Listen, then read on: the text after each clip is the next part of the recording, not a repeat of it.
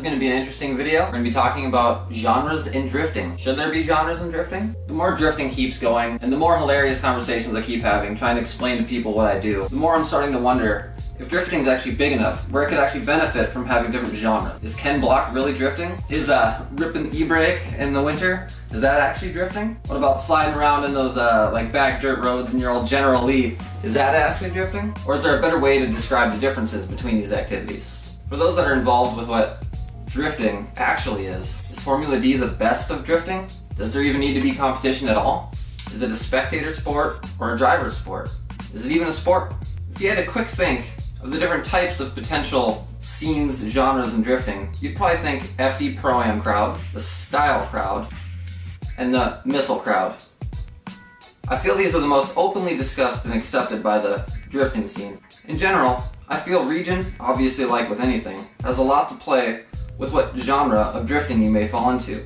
Track availability, exposure, what your friends drive, who host events, and what cars are at those events all influence this. Another huge factor is when you're exposed to drifting. I define what I feel as the most important times as pre-2003, 2004 to 2007, when the Hoonigan and Bloodmasters kind of missile crisis, as well as, thank God, Final Bout 1.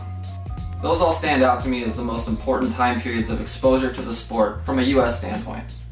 Now there are plenty of exceptions to people that have amazing cars that don't relate anything to do with when they got into it, but in general, I also feel like each of these time periods introduced their own things, whether it was angle mods, V8s, differences in car styling, power levels, let alone what drifting itself really was. When you watch events overseas, like the IDC, Red Bull's Drift Shifters, or any of these European leagues, you see how different the sport is and how really differently they market it. Events like Drift Masters are filled with Monster Energy plastered everywhere and trophy girls and fires shooting from the grandstands. It's really something else. Formula D has always had a really wide variety of cars. From Vipers, Corvettes, Osbo's ugly cars, BMWs, and even a Ferrari now.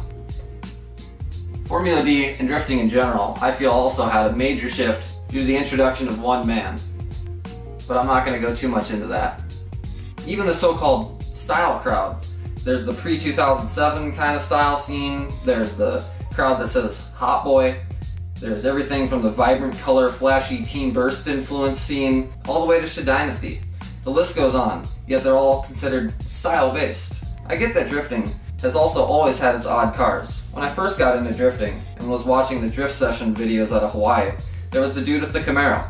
Even back then, just getting into the sport, I felt that drifting needed to be a Japanese car, and I was turned off by the Camaro. Speaking of that, even with that front-wheel drive EF Civic that Falcon had back in the day, I felt it was way cooler than the Camaro that they had at the time, and I still do. A front-wheel drive Civic cooler than an actual FR car doing actual drifting? What?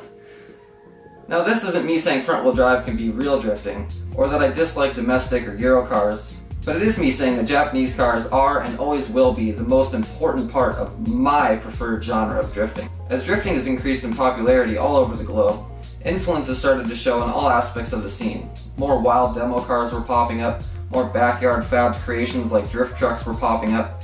Everyone was turning whatever they had into something they could drift and express themselves with, which to me is what cars are all about. Some turned out absolutely sick, and some of those examples themselves have even built up their own kind of subgenres.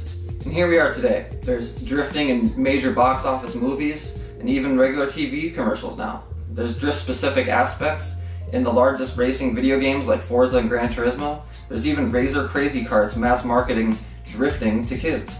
Hot Wheels is even using real licensed drift cars and creating their own drift-inspired models. They're even up to Gymkhana 10 now. So all this brings me to the point of this video. With so many styles and influences involved with drifting these days, is it time that drifting could benefit from genres? If drifting had to have genres, what would you break them into? What would you call them? Please let me know in the comments below. Also, to clarify, the point of this video isn't to cause separation in drifting between drivers and styles. It's just something I've been thinking about and figured I would open it up to a discussion. I hope you guys enjoyed it.